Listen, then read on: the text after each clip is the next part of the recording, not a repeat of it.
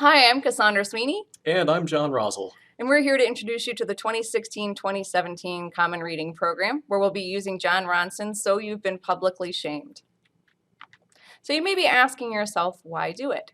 And there are multiple reasons, but we like to give students a chance to connect outside of the classroom. By forming those relationships, it shows them a stronger engagement across disciplines, and good literature challenges our perspectives of readers. We want leaders who will be empathetic to others' experiences and show how their choices impact others. And students who are more engaged tend to complete more classes and their degrees. You may be asking yourself, what is a common reading program? And it has three key elements, not just reading the book in a class. There's a cross-discipline factor, which includes applications that extend beyond the classroom. This shows students that literature impacts their lives in many facets of both their personal and academic lives, not just as a requirement in the class. Additionally, a common reading program involves events. We have events that drive student engagement and foster a community experience. Additionally, there's a cross-department element. This time around, we are again partnering with Student Life to launch our kickoff event this fall, a poetry slam. Additionally, keep in mind that faculty can work with the CLE to design curriculum and get involved with the Reimaginings program, a program that challenges students to create an artistic interpretation of the text. We'll also be increasing our involvement with the Offices of Academic Affairs and Student Affairs. So at this point, you might be wondering, what's the book about? Well, this time around, we've picked a nonfiction book, and it covers contemporary topics like public shaming and social media.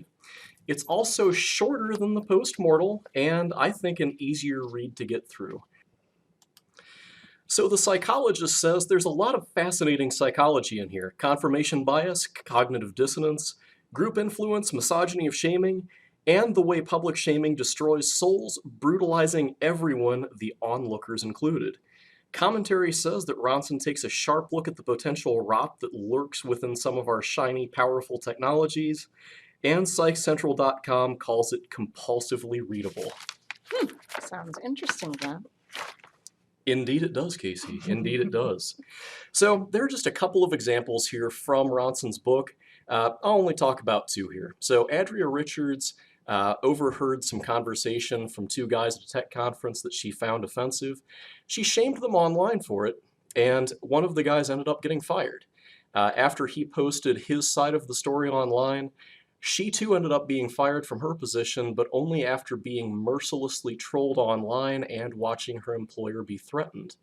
On the bottom left here, you'll see Lindsay Stone, who basically her entire life was ruined after taking this picture at the Arlington National Cemetery.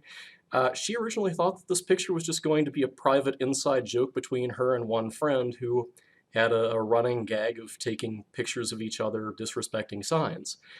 In her case, the internet was both used to transmit the photo to the world and also the vicious backlash at her that followed. You may remember some of these. In addition, we want to touch on some of the events that we have coming up this fall. There will be a full series of honors lectures, two lectures, in addition to a debate, which you may remember that we did last year as well. There will be a speaker series. We're looking at a combination of speakers. We're currently in the process of setting these up, so we'll have some news for you when the semester begins. Including a judge who uses public shame as punishment, a body image expert, and or maybe a bullying expert. Additionally, we're going to be having a film series here on campus. In a little bit, we'll be soliciting your input for an option to include in that series. At present, we're hoping to show Easy A, in addition to some documentary films. Also, there will be a launch of the poetry reading that I mentioned before, accompanied with public praising. And lastly, our book discussion series in the library.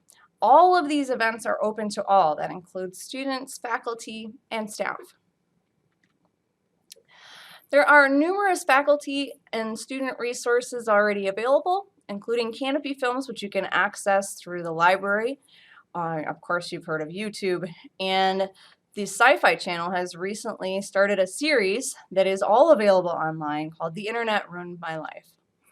And of course, the library is beefing up its collection to make sure that students can cover a wide variety of shame-related topics for any assignments that you want to throw at them. The Common Reading website is going to be updated to reflect the new book fairly soon. Our assignment repository that's created by various Tri-C faculty members will be hosted on KWeb for you to access. And in addition, there are plenty of hashtags out there that you can look at for examples that you may want to use in your class or have students use. So if you wanted to look at any of the hashtags or sources on the screen here, I think you'd find them a disappointing and sometimes frightening wealth of information. And of course, the students will have a LibGuide, so if they need any help with their research, it will be available to them as well. So it would be a shame if you didn't join us. So there's a link here at the bottom of the screen we'd like you to use to express your interest and involvement, and of course to vote for that third film. And of course, we want your involvement in the rest of the Common Reading program as well. So included in the survey is your opportunity to say, yes, I am going to use this book and be involved in the Common Read. And definitely check out the events, attend them if you can, maybe offer extra credit to your students.